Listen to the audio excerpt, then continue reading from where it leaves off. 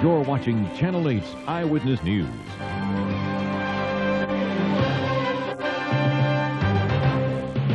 Good evening, and thanks for joining us for this special edition of Eyewitness News. We are on early because of a basketball game, a great basketball game. Yeah. Dave McCann is here with some stories of that. Probably one of the best championship games we've seen over the recent years for sure. Defending #1 Kentucky against the challenger Arizona. Hope you enjoyed it here on Channel 8. What a finish. Ron Mercer hits a three with 51 seconds left, pulling Kentucky within 1 point. Arizona's Michael Bibby answers with a drive and a dish, a bucket there, and the Wildcats are back up 3. But back comes Kentucky. Anthony Epps, he needs 3 to tie, and he does so, and forces overtime, all knotted at 74. But in the extra period, Arizona scored all 10 points from the free throw line, and the Western Wildcats knock off the Cats from the South, 84-79. Arizona wins their first ever national championship. The Cats also become the first #4 seed to win the title, and to do it they had to beat Kansas, North Carolina, and Kentucky, leaving no room for argument that there is a better team out there right now. And coming up in a few minutes, I'll be back with post-game interviews and the very latest on Rebel recruit Lamar Odom. This is a very big week for him and perhaps UNLV's future, so we'll be back with that in a few minutes. All right, we'll see you then, Dave. Okay, Thanks. Two men's clubs, Cheetahs and the Crazy Horse 2, are facing lawsuits. The lawsuits are being brought by 2 exotic dancers whose names haven't been released. The attorney for the women says dancers are not paid minimum wage as required by law, and the women are required to pay the club a minimum of $30 to $40 a shift. Vicky Bunsey spoke with one local stripper who's not a part of the lawsuit. You can make quick money, fast money. You don't have to be educated. It's excellent money. They are called exotic dancers. They take their clothes off for a living. And what a living it is. You can make anywhere between $1,500 and $2,000 per night if you're a really strong hustler. Have you done that? Are you a strong hustler? Yes, I've done that. Her stage name is Nikki. She's been dancing 10 years. Over the course of her career, she says she's made a lot of money for the local strip clubs. Crazy Horse, Palomino, and Little Darlings. She says most of these clubs require the girls to tip out or pay rent for the privilege of dancing. She says between $60 and $70 every night. And that's not all. She says she gives $7 to the club for every table dance she gives. At the end of a shift, the receipts add up. $140, $175, $105. In this stack of receipts alone, she says she tipped out about $2,500, and this is for a 2-month period. Listen to the numbers after 10 years of dancing. At least $15,000. You're a good moneymaker, Nikki. Yes, I am. Payouts have always bothered her. She says dancers are being gouged, and when clubs say they don't require the girls to pay out, she says, Blatant lie. Out and out, blatant lie. And all of them, you think, across the board? Oh, yes, yes. Vicky Bunsey, Channel 8, Eyewitness News. Again, the woman Vicky spoke with is not part of the lawsuit. The owner of the Crazy Horse 2 says the lawsuit is without merit and frivolous. Jury selection is underway for the Oklahoma City bombing trial, and when the trial gets started, Las Vegan Lana Padilla expects to be called to testify. Padilla says, though, that she'll fight any efforts to have her teenage son testify. Padilla is the ex-wife of bombing suspect Terry Nichols. Their 14-year-old son, Josh Nichols, was visiting his father in the days before the bombing. Both mother and son were questioned extensively by the FBI following Terry Nichols' arrest. The FBI eventually discounted the possibility that Josh was with suspects Nichols and McVeigh when the Ryder truck used in the bombing was rented. Court has recessed for the day in Denver, where the bombing trial is in jury selection. Only 6 potential jurors were brought in for screening all day. The judge and attorneys asked the prospective jurors a wide range of questions, ranging from their emotions after the bombing to their feelings about the O.J. Simpson case. All but one of the 6 people called so far said they could vote a death sentence if it was warranted. A weekend fire left more than 30 residents of the Desert Springs apartments homeless. Today they learned that they will soon have new homes. The victims were allowed back into their apartments for the first time since the blaze to collect belongings that weren't destroyed. Some residents told Eyewitness News today the apartment complex is unsafe and that there have been a number of fires. Well, the management says all of their buildings are up to code and they've never had any fire violations. They're at a loss to explain exactly why they have the fires. Not due to construction or anything like that. It's just resident negligence. The individual here that created the fire was cooking potato wedges, and, you know, it got out of hand. The apartment complex is taking donations for the families, and the Red Cross is helping out. Our valley's rapidly growing population is taking its toll on many things, including the Salvation Army. The Army's food services are in desperate need of help. Ann Taylor is here to explain. Ann? It's just another sure sign of just how fast the Las Vegas Valley is growing. Last year at this time, the Salvation Army served about 2,000 people a month. This year, that number is up to 4,000 a month, and the Salvation Army just can't keep up. So Channel 8 and KFM 102 are doing something to help. We're teaming up and we're holding a food drive. The Salvation Army's big food drive every November usually brings in enough food to last throughout the summer, but not this year. Donations were down last year and things have not gotten any better.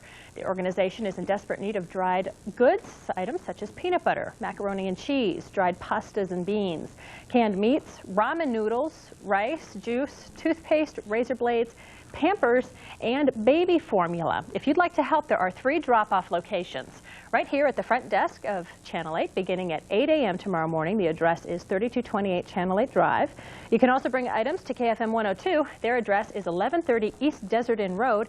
And of course, you can drop off food at the Salvation Army Family Services at 35 West Owens. The supply of canned goods other than canned meats is just fine, but those other shelves are empty, so they desperately need your help, and it's a real cry for help from them. It is. It's sad to hear that it's increased so much. Of course, they'll accept checks probably too, and money. Sure.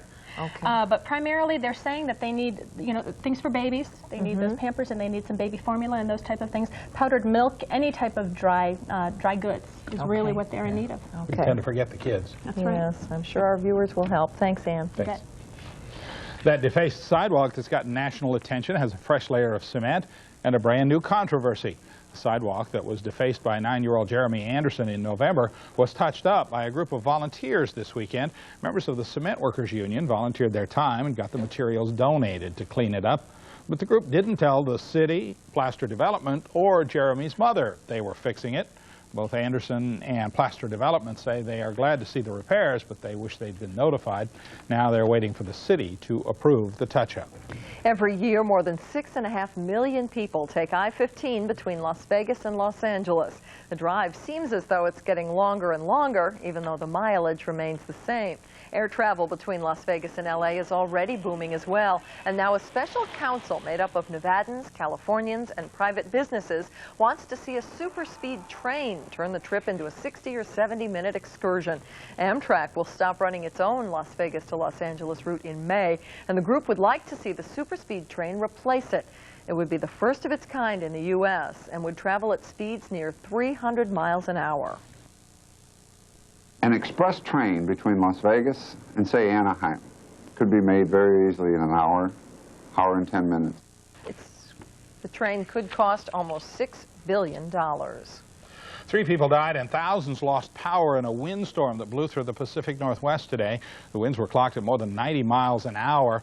Actually, that was yesterday. Conditions are still too severe earlier today for divers to search for 2 people missing since their small boat capsized near Eugene, Oregon. 1 woman was crushed by a falling tree. 1 man was killed when his homemade plane crashed. At the height of the storm, power was knocked out to more than 150,000 homes and businesses in the Seattle area and northwestern Oregon. Windblown residents in Tennessee are picking through what's left of this weekend's tornadoes. Today, Tennessee's governor toured the areas hit hardest by the twisters. He's asking for federal funds to help clean up at least 1 county. Tornadoes ripped through 12 counties on Friday and Saturday. More than 100 residents were still without power this morning. Damage is estimated at $45 million.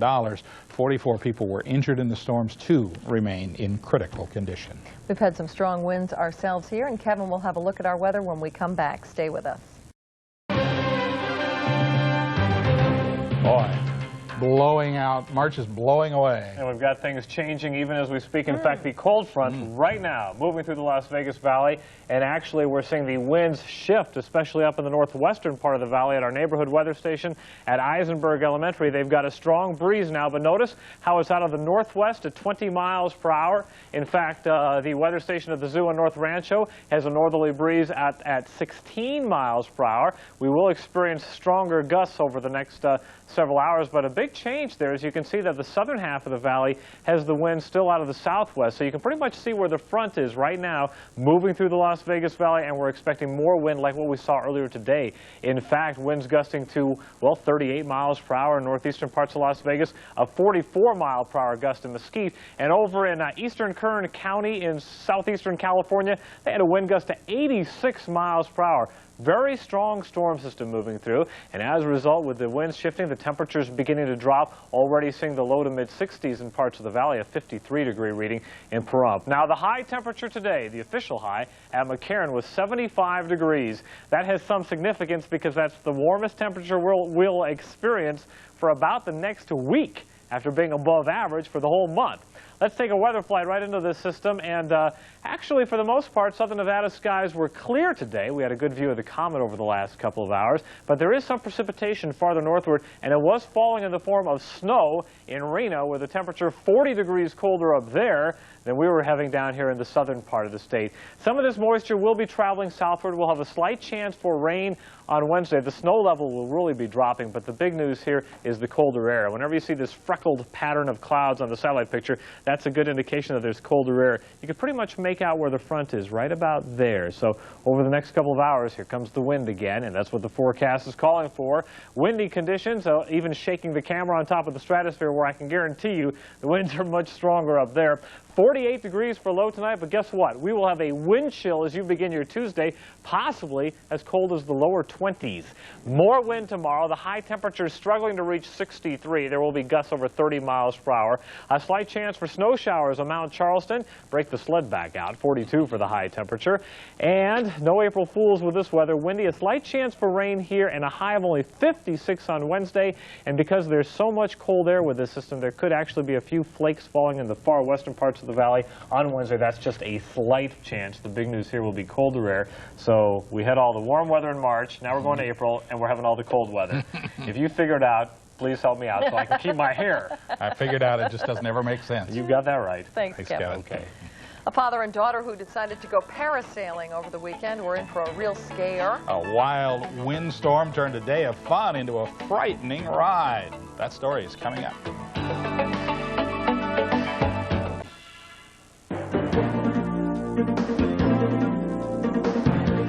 Some amazing video out of Southern California tonight. In Anaheim, firefighters have been battling a huge fire at an apartment complex. While on the roof, a video camera captured pictures of a firefighter falling through into the story below. The firefighter radioed back to his crew that he's all right. Early reports say much of the fire was concentrated in the attic of the building. Just minutes after a father and daughter began their first parasail ride on a bay near Tampa, they realized something down below was very wrong. A sudden storm forced the boat that was towing them onto its side, leaving the two 200 feet in the air. Crew members and tourists on board couldn't reel the two in, and the wind made the parasail pull the boat toward a bridge. We were really fortunate we didn't hit the bridge. I thought if we ever hit the bridge, we were dead. It took the Coast Guard to pull the parasail down. Their ride was about an hour longer than it planned, and it left them with more excitement than anybody on board had wanted. No one, thankfully, was injured. Big League Weekend 97 is now over, and it was a huge success. The series of 6 Major League Baseball games ended today at Cashman Field. The Convention and Visitors Authority says more than 51,000 fans turned out for the 6 games. They say the good turnout will help in their effort to bring spring